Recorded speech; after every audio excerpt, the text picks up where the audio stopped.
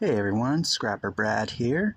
I was on my way home from work today, and a house I drove by had a sign with saying free stuff. As you can see, there's this dishwasher. It's an older model, so hopefully there's some good copper in it and a good copper motor, as well as some good wires. There was this old plug or extension cord that doesn't work. There was this random motor here too, and then of course some vent work, some duct work. I think that this motor went to it, and their sign said they were remodeling and just giving away this free stuff. Anyway, I'll look forward to taking it apart. Let's see if there is a good motor underneath here.